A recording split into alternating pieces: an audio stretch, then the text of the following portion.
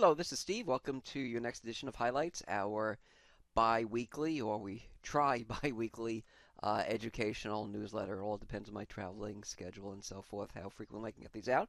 Anyway, what we're going to be looking at today is a little bit of flexibility with the candlestick signals. Now, one of the basic candlestick signals are the engulfing patterns, and we should recognize this is a bearish engulfing pattern. That's a black real body engulfing, hence the name, a white real body.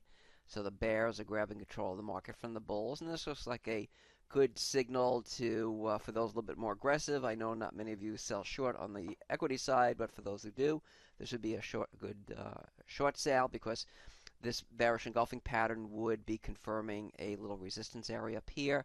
And for those who don't normally sell short in equities, certainly a time to consider to take profits. Remember, if you're long, one of the great things about candles is you could use that to exit.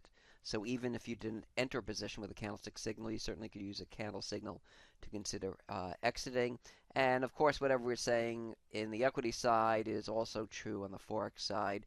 There are some nuances in the double and triple candlestick patterns, like the engulfing patterns and the evening and morning stars and so forth with Forex as compared to non-Forex. For those interested in our Forex DVD workshop, you can contact Paul, Paul at candlecharts.com. But what I wanted to focus on here is one of the great things about the candle signals is you could use it as potential support and resistance. So we have the high of the bearish engulfing pattern as resistance.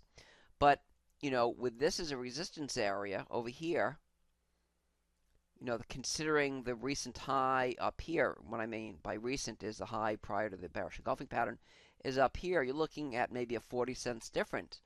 So for those who sell short on the bearish engulfing pattern, rather than having a stop here at above 30.80, I would give it a little bit of leeway here to above $31. Wouldn't it be silly to get stopped out if you're short at 30.90, in other words, above the bearish engulfing pattern, only to have the market stall at this resistance area. Same thing here on the downside. The arrow here, the blue arrow, points to a bullish engulfing pattern. And we know, or should know, for those who have taken my educational resources, the low of the bullish engulfing pattern should be a support area. And indeed, notice how nicely that worked to call the sell-off here. The sell-off from the bearish engulfing pattern stopped almost exactly at the low of the bullish engulfing pattern, and from there it rallied. But the same idea about being a little bit more flexible. Just as we would not have our stop out area here, or should not have our stop out area here around 30.80, instead having it here. Same thing with this. While the low of the bullish engulfing pattern is support, what I would do is make it a support zone, because these lows here at 25.60, just rounding off, is only a few cents away from the lows of the bullish engulfing pattern. So rather than having this as our support area, our only support area, we would make this our support zone. I would call this S1 for our first support zone. And to get additional support, we'd obviously have to go back further on the chart. So the concept here is if you have a candlestick signal like a bearish engulfing pattern or a bullish engulfing pattern, and you have a recent low or a recent high near those levels, I would give it a little bit of flexibility to have that as my stop out area if you go long or short. Same thing here in the cash S&P. For those who have been following our comments in the S&P, you know that once the market broke above this blue zone here, this blue resistance area on this session here, we then changed to, we switched to change of polarity. Old resistance becomes new support. And by the way, this red horizontal line is a resistance area, minor resistance to me, but a reason why the S&P stalled over here with these spinning tops. By the way, this is not a shooting star because the lower shadow is a little bit too long, but the small real bodies gave us a hint that the bulls were losing upside momentum, as did this upper shadow right near the resistance area.